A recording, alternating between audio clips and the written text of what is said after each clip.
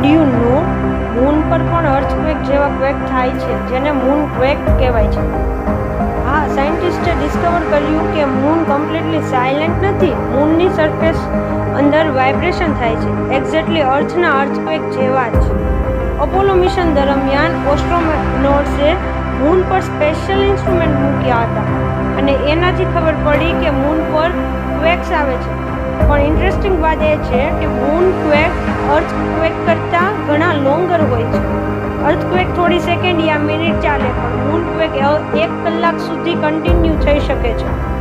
Scientist માને છે કે આ ક્વેકનું રીઝન હોઈ શકે મીટિયોર ઇમ્પેક્ટ, મૂનનું કુલિંગ યા તો ફિર અર્થની ગ્રેવિટી ફોર્સ.